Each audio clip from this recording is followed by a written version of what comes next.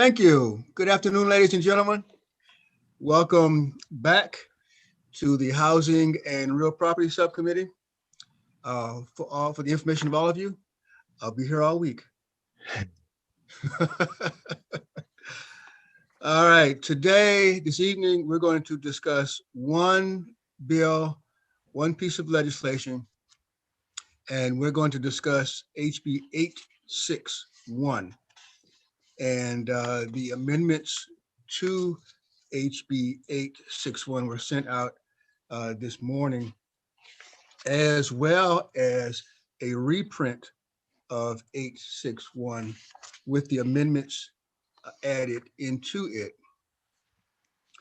So the way I would like to start is to have Matthew go through the amendments, and there are actually only two amendments. However, the second amendment is kind of lengthy. So what I'd like to do is to go through the amendments one at a time with Matthew. If you don't mind, Matthew, obviously amendment number one is the stylistic changes to the title, but anyway, Matthew, if you could go through it. Well, let me back up. First off, let's talk about what the bill does. This bill, 861, is another landlord-tenant bill that speaks about reusable tenant screening reports. And the crux of the bill is that a tenant would have the opportunity to obtain a screening report and reuse that same screening report for multiple tenant applications. That is the crux of the bill. And Matthew, if you would, start out by describing the amendments to HB 861. And before we get started in describing the amendments, Matthew, if you could explain to the subcommittee what the sponsor's opinion is of the amendments that we're going to be discussing. Is she in favor of the amendments? She not in favor of the amendments? That kind of scenario, Matthew, if you don't mind. Why can't I hear Marvin? Why can't you hear me? Can you hear me now, Wyville? Can everyone else hear me? Yes, I can hear you. Absolutely. Absolutely. Loud and clear. So, Bill, I think you might have to turn the volume up, or maybe your volume's down or something. so everyone's out of step but Wyville. Bible can hear you now. Oh, wonderful. Now I feel so much better. I know that made your day. All right, Matthew, if you could unmute yourself and indicate to the subcommittee what the sponsor's opinion is of the amendments that we're getting ready to discuss. So in terms of the sponsor's opinion, I don't know if I can adequately Well, speak yeah, to the I sponsor's guess opinion, the word but I guess the word opinion is probably the wrong term to use. You're right. You're right. But if you mean how this amendment came about, as I understand, the sponsor worked with several groups that that were opposed to the bill, had some opposition for various reasons on developing this amendment. Okay. So just, I guess, going from there into a description of what the amendment does, as Delegate Holmes noted, there's only two amendments listed, and just for people trying to follow along, it's HB 0861-533-727-1. The First Amendment is technical, and that makes changes to the purpose and function paragraphs of the bill. Amendment number 2, I'll just go kind of paragraph by paragraph through that amendment. So the first portion, this first paragraph, you see the changes on page 1, line 19. Those changes would apply the provisions of this bill to residential leases only. And the reason for that is it would put this bill into Title 8, Subtitle 2 of the Real Property article. And unless otherwise stated, Subtitle 2 only applies to residential leases. The next item would be on page 2 in line 3, adding language that for each, this starts changes that would require that the reusable tenant, there is one other change that's made in that first paragraph, and that's with regard to the definition of reusable tenant screening reports. This would require that the reusable tenant screening report be prepared within the previous 30 days to be valid. And hang on one second, Matthew. What I would like to do is, as Matthew describes an amendment, whether it's paragraph by paragraph or sentence by sentence, I would like to have the subcommittee to ask the question about that particular statement from Matthew at that particular time. Okay, David. Yeah, is it possible to just share the screen? We do it sometimes in our subcommittee. We share the screen. Oh, Looking, I don't know if that's, I know it's kind of a pain, but if we can get that done, it'll be. you're right. Exactly reading from the same exact page. Shucks, I did not even think about it. Okay, yeah, David. it's I think it's easy to do if you've done it a lot, but if you've only done it once or twice, it's a real pain. So maybe another time. I'm happy to share my screen. However, when I click the option to share screen, it says host disabled participant screen sharing. Maybe one of the hosts could enable me to share my screen. Yeah, let's Matt see. deserves permission. I think you should have permission, Matt. My vote is. No, Matt doesn't. Let me depart my desk and go out to Shirley. No, he has it now. It just came up. It just came up, Marvin. Matt now has, right, Great. Matt? We're good now? Yep. Yeah, I'm good now. So let me make sure I'm sharing the right screen. Thank here. you, Shirley. Yay! He doesn't need Okay. me. So everybody then is seeing the reprint. Yes. Widen it out a little bit, Matthew. Widen it out a little bit. Oh, yes, absolutely. There Thank we you. go. Perfect. Okay, great. So just to recap, the first amendment number 1, is making changes here in the purpose paragraph and to the function paragraphs. That's for constitutional purposes and because of the change to put this new language, this new section in subtitle 2. Okay, so the first amendment, the first paragraph in amendment number 2 on page 1 in line 19, striking this language here and substituting 8-18. As we discussed, it's applying the bill to residential leases only. And this is what I was talking about with regard to applying the bill to a tenant screening report that was produced within the previous 30 days.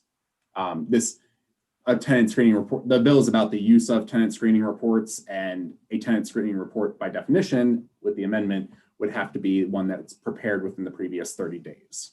Hang on a second, Matthew. We've got 2 questions. Okay. We've got Mary Lehman first, and then Delegate Terrassa. Thank you, Mr. Chairman. I was going to say before we got further into this, I would like to understand, I know that the bill sponsor agreed to these amendments, and that's fine. That's her prerogative. I trust her judgment and it's a good bill, but some of this is most of it seems so skewed toward this one industry association, the Consumer Data Industry Association and/or CBA, the Credit Bill Alliance, where all of these changes, I see there's a number of advocates on here. Were these all requested by Mr. Ellman and his organization? Were they, it's all about the credit reporting. And so I just would like to know the origin of all of this language. Well, I'll tell you what we'll do, Delegate Lehman. There's a couple of things. If you look at I have some other concerns too, Mr. Chairman, about the legality of 1 or 2 provisions in particular, but I just would like to know for context where these came from. any discussion from the stakeholders? Mr. Chairman, this is Chris DePietro. I'm sorry, my camera is not working at the moment. But yes, the trade association CDIA that I represent in Annapolis, Mr. Ellman is on this Zoom. We worked hand in hand with the bill sponsor, along with MMHA in crafting, addressing the concerns that we had with the bill. We had probably at least three hour-long meetings with the delegate, and that this is the work product of those meetings. And it is my understanding that the delegate is supportive of the amendments. And Mr. DePietro, thank you for that. I just want to make clear, and I'm speaking only for myself. Again, I have a huge amount of respect for Delegate Palavichkar. I consider her a friend, but that does not mean the members of this subcommittee agree. Absolutely not. It's up to you, Matt. It's up to you. Obviously, you're a member of this committee, and you get to have questions, and we'll do our best to answer them. Are there any other? Well, I did want to get into a specific question, but I couldn't tell. I see the shared document in front of me, but I don't know where we are. I'm looking at my hard copy version, and I'm trying to figure out where are we in what I'm on this, what I think you consider the second amendment. So the first one was the technical one. And what I think is the second, unless I'm mistaken, Mr. Chair, is a 3-page, I printed it out, a 3-page document that begins with, it's not what I'm looking at on my screen, unless I'm just looking at the wrong part of, if we're further down, but the top of it is, a tenant being inserted after, of residential property, and then information underlined requiring a landlord to provide certain notice. That's amendment number 1, Mary. So Okay, so that's the technical amendment? That's Delegate Lehman. Delegate Lehman. I'm going through the reprint of the bill. I'm speaking to changes. I'm speaking to the amendment document itself, and I'm sharing my screen of the reprint to show where the effect is. Okay, are you sharing the reprinted bill? Yes, what you are seeing now, what I'm scrolling through is the reprinted bill with Okay. all the changes made by the amendment. So I appreciate you explaining that, Mr. Mickler. That's just a little confusing to me. I'll have to make a mental adjustment because I am looking only at the amendments. So I zeroed in and made notes on the printed 3-page amendment that I am holding right now. So that's what's throwing me off a little bit. Understood. Well, then if that's the case, for the benefit of the Me though, I don't want to, I'm sure other people are maybe making a quicker adjustment than I am. I just came in with these 3 pages and am using that. So having said that, Mr. Chairman, can I raise a question about what's at the top of my hard copy page that I guess is amendment number 1? Yes. Thank you. So the language about, okay, hold on 1 second. Requiring a lender.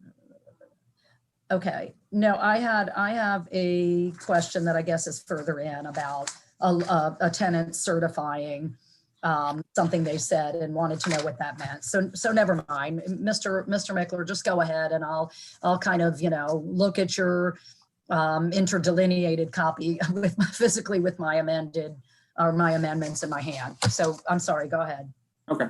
Delegate, I believe. Delegate Frost has a question. Yeah, I have a question about this 30 days. Why is it being limited to 30 days?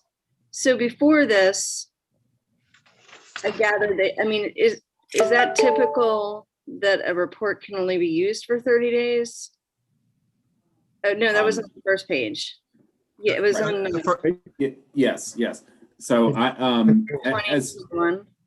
as to what is typical in the industry, that might be a better question for some of the advocates on the call, man. Let's get one of the stakeholders to chime in on that, please.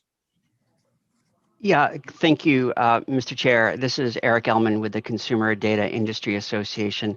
When the bill was first drafted, there was what I thought was a technical drafting error, which put the 30 days deeper into the bill.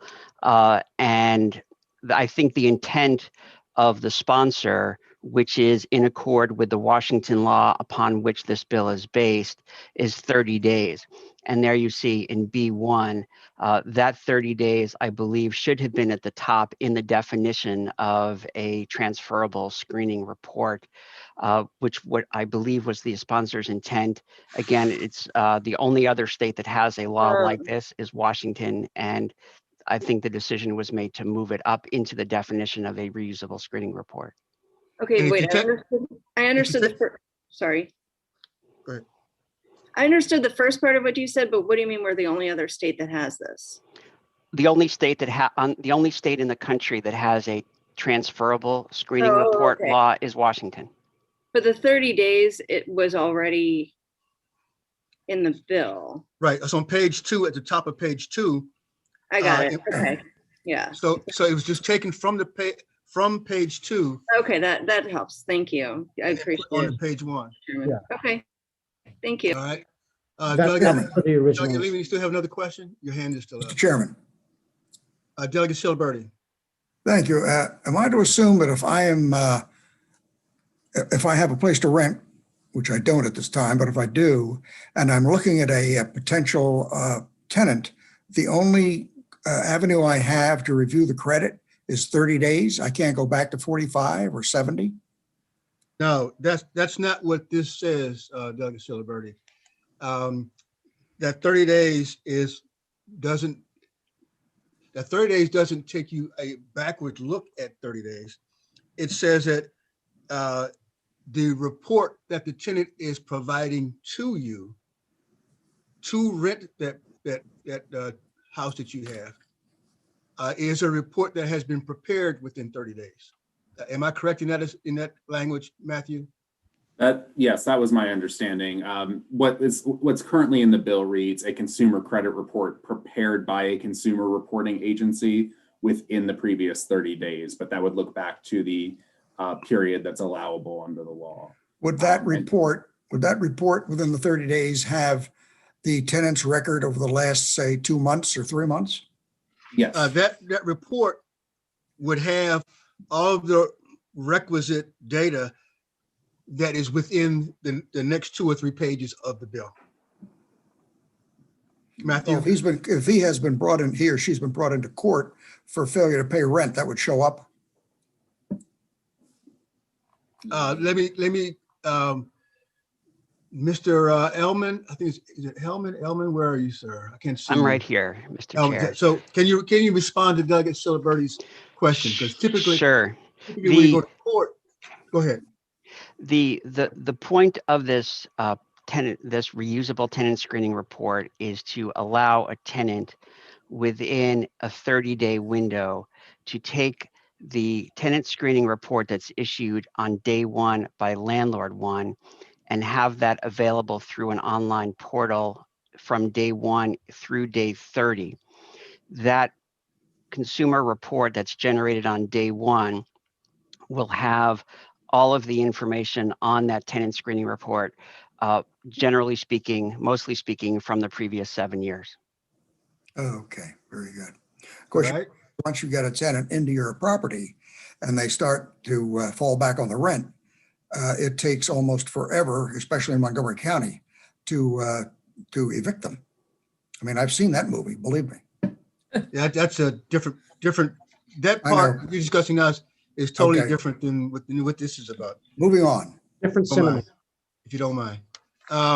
So go back to the page number 1, if you don't mind, Matthew, because I want to make sure we get this discussions line by line so that we all understand what we're taking care of here. So I think we've terminated our discussion about the language within the previous 30 days. Yes. Now, if look at line 22, and I see that in line 22, it reads expense of, it talks about the report being at the expense of a prospective tenant and made directly available to a prospective landlord. And by made directly available, I'm assuming that this is the language that is allowing the tenant to have this on a portal? Is that what is meant by made directly available? That is my understanding, yes, of how the process was intended to work. Okay. Any additional responses from the advocates? Great. Let's now go on to page number 2, Matthew. Okay. Thank you, So- sir. Go ahead, Matthew. Oh, okay. My apologies. So the next change would be on page 2 in line 3, striking consumer and beginning with prepared in line 3 down through days in line 4. So this is part of that change, moving the 30-day, that certain reports had to be prepared within 30 days, moving that into the overall definition of a reusable tenant screening report, requiring the reusable tenant screening report to be completed within the prior 30 days. And that goes directly to Delegate Terrasa's question earlier.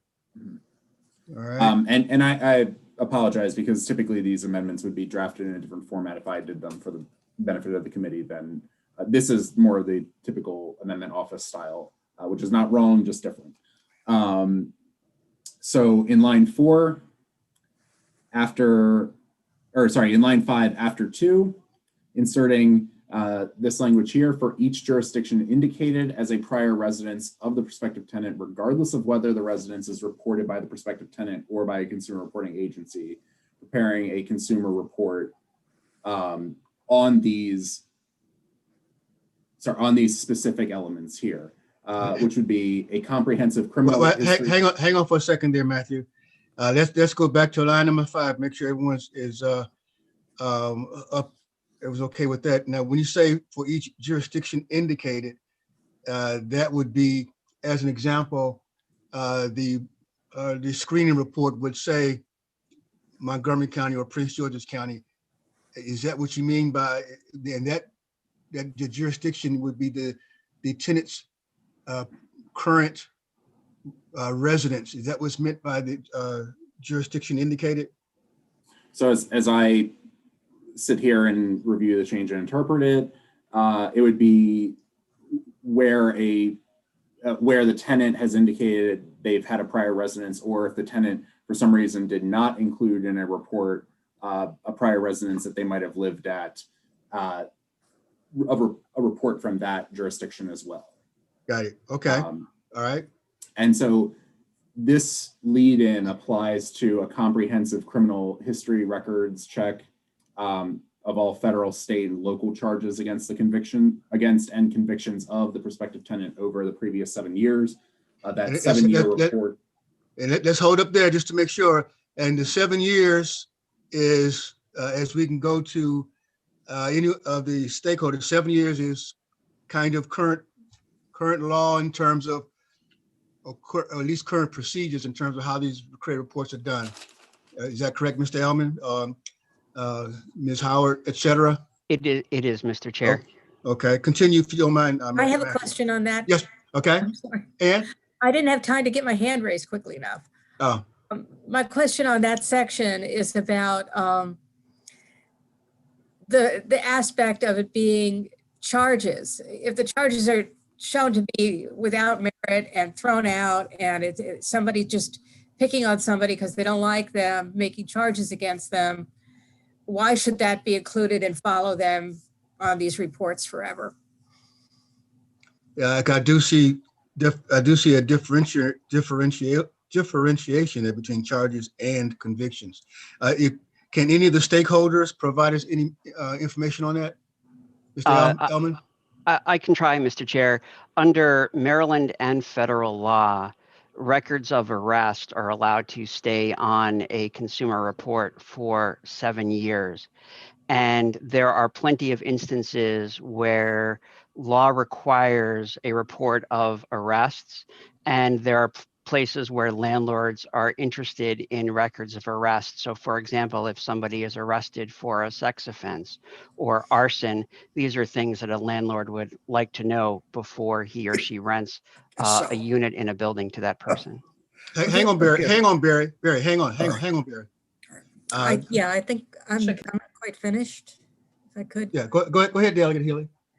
Yeah, my concern is that when we're talking about arrests and the people, what about expunged? Do you try to pierce that? Do you, I mean, we have a whole, in the state of Maryland, we've done a lot of law passing legislation recently to help people expunge their records. Do these credit reports try to get around that, or do they respect the expungements? Mr. Chair, may I answer that? Go ahead. Yes, go ahead. Delegate Healy, thank you for the question. Our members, consumer reporting agencies, do not report sealed or expunged records. And if you recall, Delegate Healy, that was one of the questions that Chairman Barber asked about gathering information from expunged records as well. Yeah, I just want to be clear about that, because if it's just if it's an arrest that never went anywhere, that was dismissed, it could be dismissed for all kinds of reasons.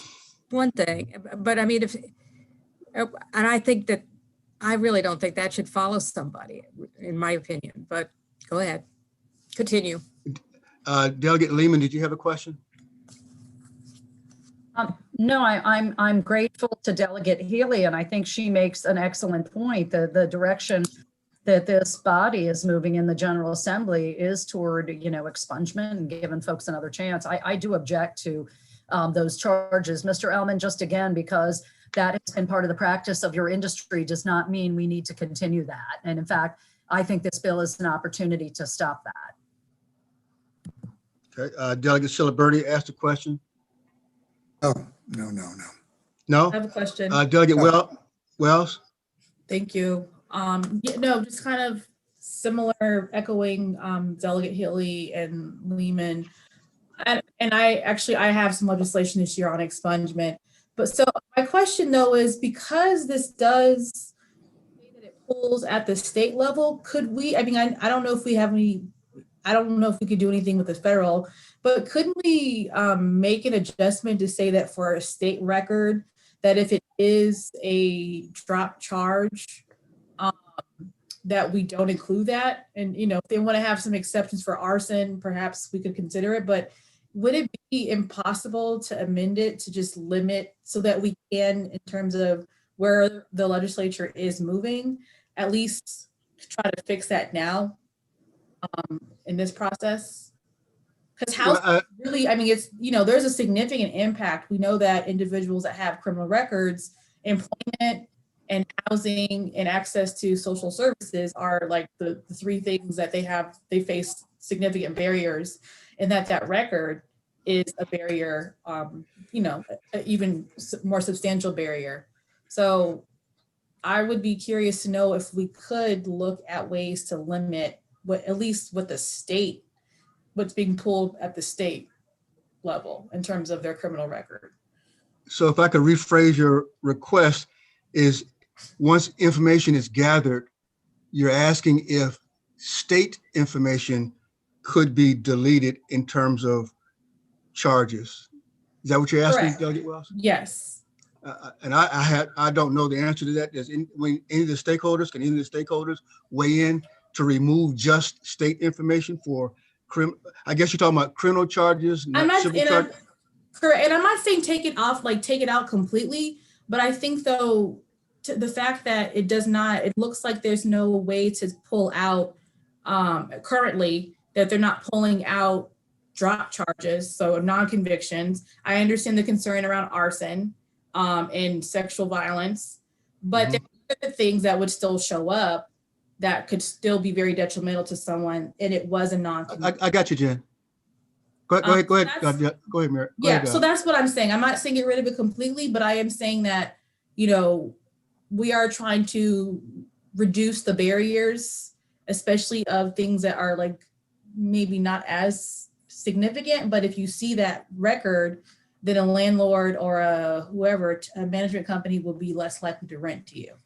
And so I just want to make sure that we aren't glossing over an opportunity to maybe begin to make some improvements in the background check process, and how, because a lot of people don't get their stuff expunged. And that's a whole nother thing, but it qualifies for expungement. Right. But let me go to Siliberti and then Teresa, okay? You had a question, Delegate Siliberti? No, I'm listening to this. Okay, Delegate Teresa, I'm sorry. So I just want to clarify, these reports under the bill, these reusable reports do not have to be accepted by the landlord, is my understanding. That is It's correct. voluntary. So what I'm worried about, I hate to disagree with my colleagues, but because I'm 100% with you on what should be allowed to be included in these reports. Like, I'm completely with you.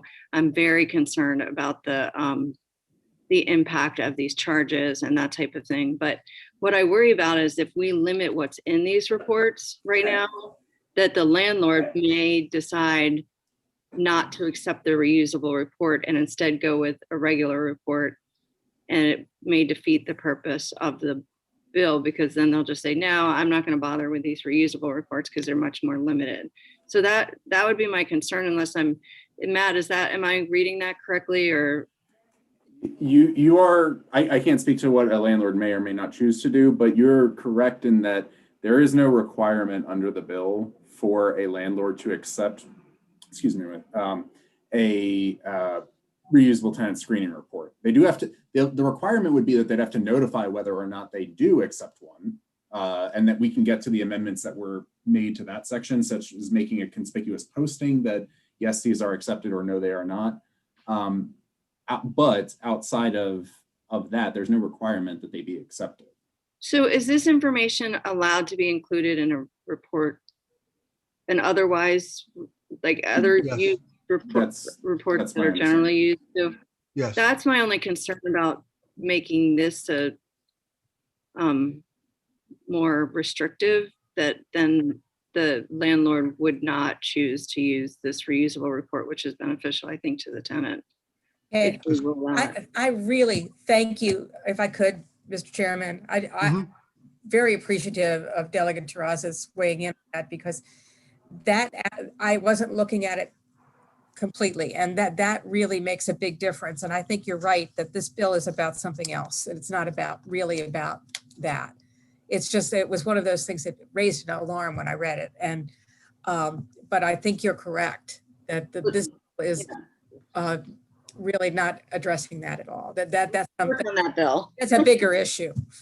But let's definitely work on that bill for next. I agree. Thank you, Teresa. Delegate Lehman? Thank you, Mr. Chairman, and thank you also, Delegate Teresa. I was thinking the same thing at the same time as Delegate Haley. This is another bill, obviously, for next year, because, again, going back to the point that Delegate Haley opened with and Delegate Bells jumped, in on, this is the move that we are making across the board in Maryland on expungement, giving folks a second chance, at life, at renting, at jobs, and all of those things. So we're trying to be consistent, but this is gonna, I think, have to be a bill for next year. So thank you. Okay, so I'm assuming then that it is the desire of the subcommittee to leave the two words charges against in the bill. So we'll continue on from there. And if you could, Delegate Lehman, Delegate Teresa, lower your hand so you don't confuse me. I'd appreciate that. Matthew, if you could pick up now from line 6, I'd appreciate it. Yes, sir. Okay. So this is if you're looking at the amendment document, not the reprint, the changes that start at the bottom of the page 1 of the amendment document, where a comprehensive is inserted, and that's with regard to a comprehensive, just verify. My mistake, sorry. This is the beginning of page 2 of the amendment document, where in line 6, you strike 3 and insert 2, and in the same line, strike A and include a comprehensive eviction history for all state and local jurisdictions for the previous 7 years. And again, this goes back to the standard being a 7-year look back period. This would be eviction history that might be in the, because it's not at the district court level, be by county records, I would argue. Are we all okay with that? That's pretty standard practice right there, the 7 years. We've already discussed that part. Okay. Can you continue, Matthew? Yes. In the same line, history. All right, so in line 7, after employment, you'd add income. My understanding of this is that there's less of an interest about employment and more of an interest about a tenant's income or ability to pay, because income could mean many different things, including gift or any source of income. Just to verify that the tenant would be able to pay the rent as required. And source of income is allowed, as I spent 4 hours on the floor a couple years ago debating that. So we will not go into source of income. Thank you very much. If you could move on, Matthew, I'd appreciate it. So there's continued technical changes here. Now this gets to what, this is the changes that start in line, 9. Respectively strict. All right, so this would be the changes that would strike beginning that in line 9 down through report, and adding after tenants with regard, this I see as a cleanup change rather than saying a landlord that does not accept a reusable tenant screening report. The requirement is now a landlord shall notify prospective tenants whether or not the landlord accepts a reusable tenant screening report. So they'd say, yes, we do accept these, or no, we do not accept these reports. All right, hang on, Matthew. Delegate Terrasa? Hopefully I haven't exceeded my questions, but why? Like, why are we switching that? Well, under the current language, it would only be a landlord that does not accept a reusable tenant screening report would notify prospective tenants in writing or by a posting notice in a conspicuous manner. Right, but then the presumption would be that you do. So I guess I'm trying to understand why the opponents who I gather are not opposed to the bill now, why they felt that change was important. Let me ask this question. Wouldn't it be easier, Jen, if, I guess the way it was, I want my question to be attached to your question, so that they both be asked or answered simultaneously. The language that was stricken, if a landlord did not accept it, then what would happen is that a tenant would present the application, and then the landlord would have to say, in writing, I'm not accepting it, as opposed to having something that says, a notification on a website or something, or application that says we don't accept screening applications. You follow what I'm saying? Right, but actually, it might be better this way. Oh, sorry, Mr. Chairman. Oh, no, go ahead. No, but it might be better this way, unless it's presumed that you would, because you don't want them to apply first and then find out, because the whole idea is they might apply to a number of places if they can reuse the report.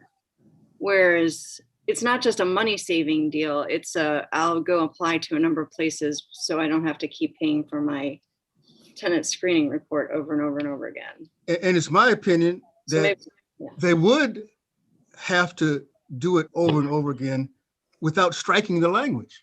But so that's my opinion. So let's see if we can get the others to chime in.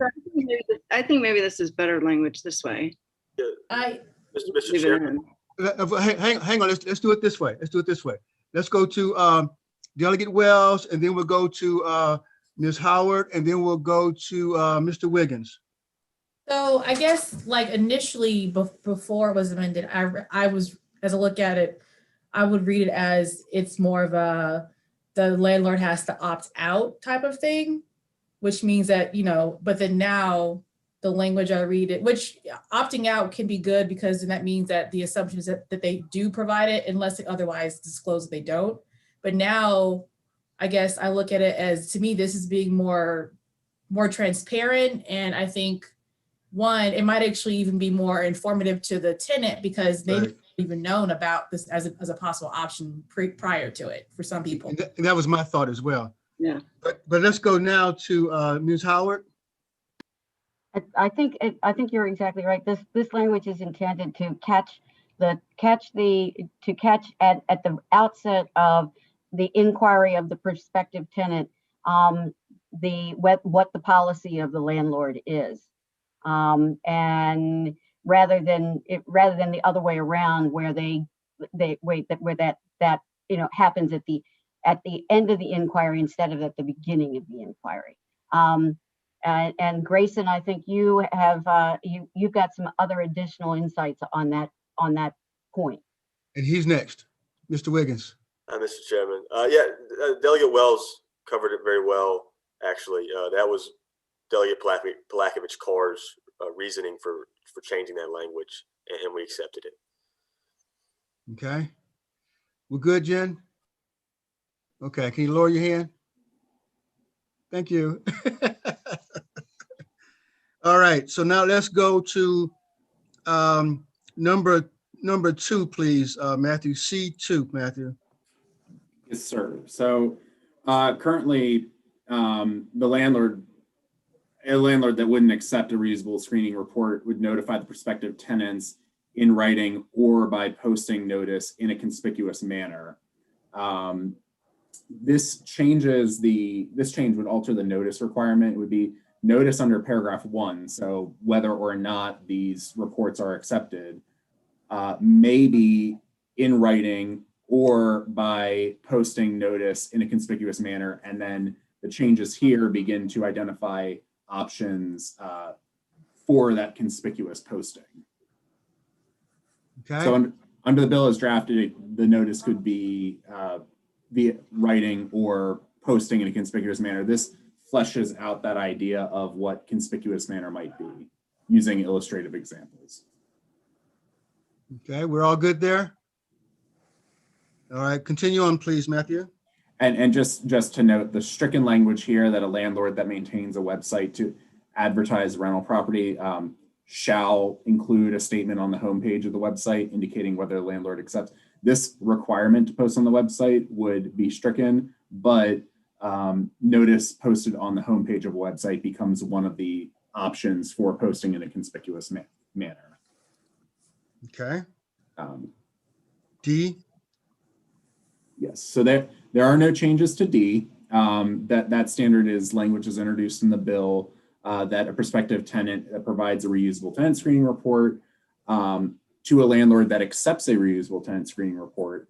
The landlord may not charge the prospective tenant for a fee for the landlord to access the report or an application fee. But that language was not altered under the bill. That is not impacted by this amendment. The next portion of the amendment would be at the bottom of page 2 of the amendment document, where striking the entirety lines 12 and 16 as they exist in the bill currently, and insert after line 21 this first protection, where a landlord that accepts a reusable tenant screening report under this section may require a prospective tenant to certify that there has not been a material change to the tenant's name, address, bankruptcy status, criminal history, or eviction history since the date that the report was generated. And how is it physically done? I'm asking the stakeholders. How's it mechanically done? A landlord that accepts a reusable screening may require a prospective tenant to certify. How would that be done, Mr. Wiggins? So generally, I think it would be done just maybe a written statement prior to the lease to just clarify that the information is correct and accurate. That was what I was assuming as well, but I wanted someone to speak up and clarify that. Okay. Are we good so far, subcommittee? Can I? All right. Delegate Wells. I just wanted to just to raise this point, and I know we can't address it in this bill, but especially on the charges piece, is that, you know, some people realize that an arrest is a charge, and so just to make the case that that's why we need to fix this problem kind of further in the future, because you could have potentially have done, and that second report comes back and maybe now there's an arrest, perhaps for something like a bar fight, right? But there is an arrest that could jeopardize you now moving into that apartment. So you're, okay, so you're back I'm up just, in I'm the, just making a note that like this is an example where the way it currently stands, that person potentially, because that might be considered a material change, right? So I'm just making the point, we can't fix it in this legislation. I'm just connecting the dots, that that's an example of where someone could have a negative impact on their application if, oh, I see. So Yeah. the negative impact on the application could now be proven to be not applicable because correct. I got you. Now I understand. Yeah. Okay. I got you. Thank you, Melissa, Delegate Wells. You want to go to the final page, Matthew, please? Yes. The next amendment would be at the top of page 3, or the next change would be at the top of page 3 of the amendment. It's adding a new subsection F, and that's that prior to the execution of the lease agreement, a landlord may reject an application for tenancy if a prospective tenant made a material change to a reusable tenant screening report. Okay. All right. I don't see any questions on that. And then G, Matthew? Yes, so finally, there's a new subsection G added where consumer, which as I interpret it, creates a bar to civil liability for an alleged violation of a certain section of federal law and a certain section of state law if when a reusable tenant screening report was first prepared by the agency, the consumer reporting agency provided an accurate report or had reasonable procedures to assure the maximum possible accuracy of the report. And I will note that the language in G2 is actually lifted in part from the section of state law and the section of federal law at issue here. Any discussions on that from the subcommittee? Delegate Terrasa. Yeah, I don't know why we're getting into civil liability. I don't understand what this has to do with any of the rest of the bill, and I'm very concerned about the section. So I understand if they don't want to be held civilly liable if they provided an accurate report, and I assume there's something already protecting that, but if they had reasonable procedures to assure maximum possible accuracy of the report, I assume is already what gets litigated in a case. And this gives them immunity from civil liability. So I don't think this belongs in this bill whatsoever. Well, I think, and I'll go to Mr. Wiggins after you're finished with this, but I think what they're trying to say here is that the information that they're collecting comes from, available resources, and there is current law that if you get a credit report and it's not accurate, that's federal guidelines that take care of that scenario. I'll let Mr. Wiggins. Well, right, but this says they can't be held civilly liable for a violation of that. Mr. Chairman. That doesn't make any sense to me at all. That's go ahead, Mr. Wiggins. Mr. Chairman, this is CDIA's amendment. I'm sorry. I meant Mr. Ellman. Yeah, I'm sorry. Yeah. Yeah, thank you, Mr. Chair. Let me try to explain. Under federal law and state law, as we talked about in the hearing, I think perhaps yesterday, consumer reporting agencies are required by federal and state law to maintain reasonable procedures to assure maximum possible accuracy. Those are the provisions that are enumerated here. You see in front of you 15 USC 1681 EB and 14-1205B. We are required to maintain an accurate report, and we are liable and can eat liability for violating those reasonable procedures for accuracy. It is very uncommon and very unstandard, and Maryland is plowing largely new ground here by creating a reusable tenant screening report. Consumer reports are really valid for the time that they're issued, for their thing that they're issued on the day that they're issued. You're buying a car, you're getting a credit card, things like that. The accuracy of a credit report will degrade over time. And by day 30, if you have, for example, a squeaky clean report on day 1 and a bankruptcy, an arson arrest, a sex offense arrest, a conviction for assault on day 15 or day 20, by the time we get to day 30, the accuracy of that report has degraded. The point of this amendment is to say that we are willing to eat the liability for inaccuracies at the time the report was produced on day one, but we respectfully request that we should not be liable for the accuracy of what turns out potentially to be a stale report by the time we get to day 30. The equivalent would be here, I suppose, if let's say there's a great milk shortage of 2021 and you require groceries across the state to sell milk after the sell-by date, but the grocer should not be liable for selling spoiled milk, even though the state is requiring that stale milk to be sold. So the point here is we eat that liability on the first pull, but we should not be liable for the accuracy of the report by the time we get to day 30. Mr. Chairman, so I guess I understand if you provided an accurate report like that, fine if your report is then stale. But I have a big concern with us now giving civil immunity here for something when yesterday, when we had the discussion, I think it was yesterday or the day before, whichever it was, the way you get held, like how we determine whether you had reasonable procedures to assure maximum accuracy of the report. If you continually have immunity and civil liability, that doesn't get really tested. And so I don't think this makes any sense. I don't think this is like milk at all.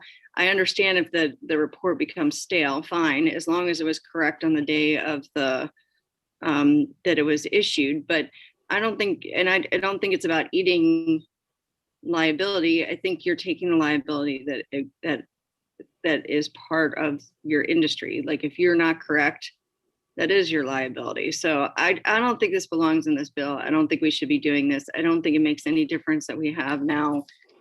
I think it's the same thing whether or not you have a single use report or somebody uses it for an entire month. I think this doesn't make sense here, and I would like to see it taken out. Delegate Lehman.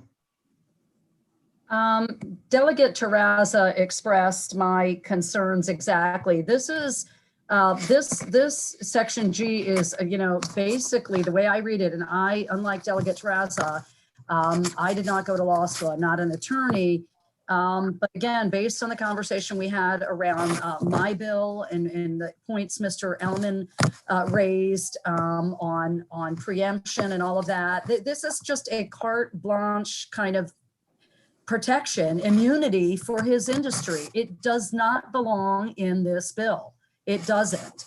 We cannot be saying that, this industry can never be liable for the content. I looked up, I have next to me, and again, Mr. Ellman, you probably know more than I do about the reference to 14-1205 of Maryland's commercial law article, but I just had my aide pull it up for me, and it has all this same language about, that you have to follow reasonable procedures to assure maximum possible accuracy. Why are we going to give you this kind of blanket immunity? That this is not appropriate in this bill. I object to it, and I think it needs to be struck. I feel really, really strongly about it. It does not belong here. It's specifically written for Mr. Ellman's industry, and it does not. It's a disservice to the residents of our state. Let me ask a question to Ms. Howard, if you don't mind. When their applications are on a standard application, do you have some type of language on your applications that not necessarily mirror what this says, but says that the application is based upon current data and you're not liable for anything else do you have some type of language like that on any of your applications? I think can you hear me? Yes. Oh, good. Okay. We do not have a disclaimer of that type on our applications because we are running a credit report each time, with each application, and each time a person decides to change. And the only time we do not run a new application is where we have the person has applied for Unit A, and it turns out Unit A got rented out from under them because there were people in line for Unit A before, and now they have to go to Unit L or something along those lines. And that all happens within a very short period of time. I certainly understand what Mr. Ellman is concerned about, and I would be too, I think. I mean, certainly on the day, and I think the milk analogy is probably a good one. Certainly, if something is accurate on the day that it's run, and it degrades over time, I think I understand what he's looking for. I don't know whether there should be some more, some other language here. That's not really my bailiwick. But certainly I do understand his concern. And I want to make sure, the discussion that was had previously, we want to have the industry look at this duplicate screening report system as friendly, so that more applications will be made this way, as opposed to giving everyone an excuse not to use them. Delegate Healy, I see your hand up.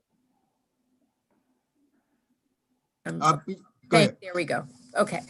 Yeah, I have a question. I see the concerns on both sides of this discussion, and I was wondering if some other language that gets to the issue of something that can happen after the report. If the report, they should be held to the highest standard for the report they issue on the day that it's issued. The absolute highest. It shouldn't be any different from what they hand out all the time. And they should be liable for what they do to create that. If that report is inaccurate, they should be liable to have to answer for it. But again, if things can happen in 30 days afterwards, maybe the problem of having the word about, immunity from liability is a very strong and overpowering kind of concept that I think would create problems for the bill, if people get on the floor and start talking about all of this. And if there was some more limited way to say that that they're responsible for the accuracy of the report on the day that it's given, and that it seems to me implied naturally that, of course, as things happen in time over, something happens a week later, we didn't even look at, they would have no way of knowing about because they weren't being. 4:15, you said before 4 and 5. Okay. Mary, thank you, Mary. Okay, I'm sorry. Go ahead. Delegate Holmes, may I just interject for 1 second? Yes. Because I think perhaps my description may have created some confusion, and I just want to clarify. And so I'm assuming everybody can still see my screen and can see the reprint of the bill. Yep. Okay. I think in reading this, the lead-in, a consumer reporting agency may not be held civilly liable for an alleged violation of these sections if when a reusable tenant screening report was first prepared by the agency. So I wonder if that, in reading that, my initial thought is that might limit it to when the report was first prepared, and only that instance. But perhaps somebody from the industry can correct me if I'm wrong, but is that's the current standard? Yes. You have a duty to, there's a duty to create prepare these reports, or let me just read directly from the standard because it's consistent between federal and state law, that whenever a consumer reporting agency prepares a consumer report, it shall follow reasonable procedures to assure maximum possible accuracy of the information concerning the individual about whom the report relates. So in looking at the language here, I think it's meant to prevent civil liability if the report was if the report was prepared accurately when it was first prepared. And I just, the only reason I interject is I don't want to suggest that this was to be civil liability, or that a reporting agency may not be held civilly liable ever. Just that it's, if they prepared it if when it was first prepared it met these standards, then they would not be held civilly liable. All right, this is what I'm going to do. I want to continue with the questions, okay? But this is what I'm going to do is, after we complete our questions about this last paragraph here, we're going to come back just to discuss this last paragraph, because I was supposed to be with the chairman at 4 o'clock. But I wanted to continue this discussion about this last paragraph so we can get additional discussion on it. And then I can get information to all of us about this last paragraph. This is the only thing that we are not in agreement on, is what I'm hearing. So let's continue to have the discussions right now. And then we can craft a new paragraph G within a couple of days and get it out to all of us. And so we can have an agreement upon it. And right now I've got hands up from, I've got Healy, then I've got Terasa, and then I've got Lehman. I've got Healy, Terasa, Lehman, and Wells. And I'm going to go in that order. Delegate Healy. Okay, I'm just finishing up because we stopped in the middle for Matt to clarify. It didn't really clarify much to me, but the question for me that remains is, why do we need this language if this is already the law and they're already not liable for what they do if they follow these procedures at the state and federal level? Okay, good question. Paragraph at all. Okay, good question. Right. Delegate Terasa. I was more responding to something that you said, Mr. Chairman, and just that they're different customers. I mean, I don't think it'll change. This section would change whether or not a landlord would use it. So I'm not concerned about that, but I mean, they should be just held to the same standard as of the date of the report as they always are. And I don't think it needs to say anything about whether they can be held civilly liable. So you're suggesting taking the language out and saying this, Delegate Healy? I don't think it needs to be there. Okay, Delegate Lehman? Yeah, so I'm going to ask an isn't it so question, because I really am not sure the answer, although I suspect I know. And I don't know if, Mr. Mickler has the background, if he's smart. I'm not trying to, disparage him. I'm not sure whether he's a lawyer, whether only a lawyer can answer this, because I don't necessarily want Mr. Ellman to. But what I'm trying to ascertain is, again, I was only able to quickly pull up the reference to the Maryland, commercial law citation. I don't have 15 USC up in front of me, but it seems with Section G that we are creating a broad immunity that does not exist now in either of these statutes.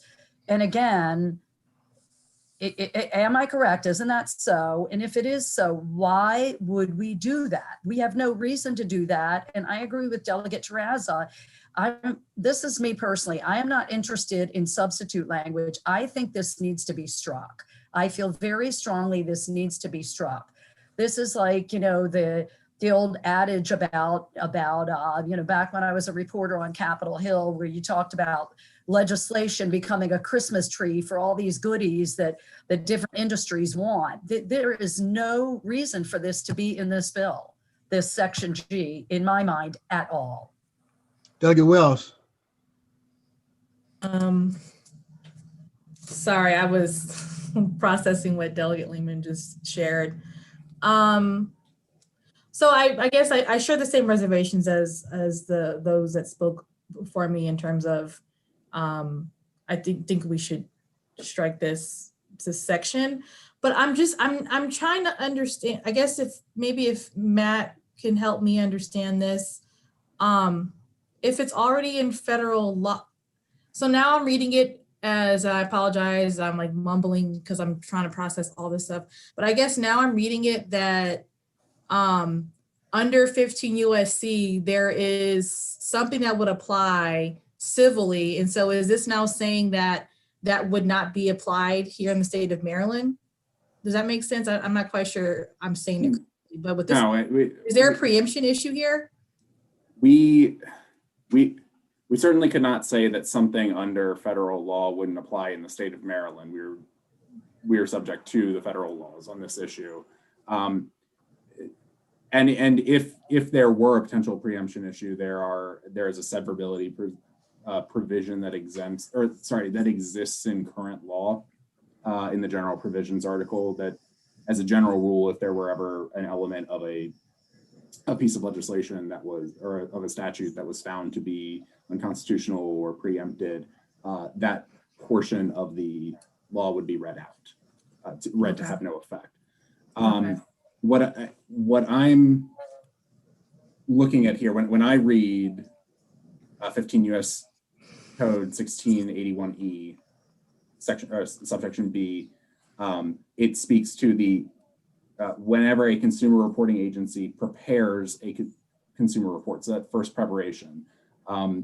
This is, to Delia Lehman's point, I am a lawyer, but this is an area that I'm quickly learning a lot about, but it's not one that I have the extensive background that, say, Mr. Ellman may.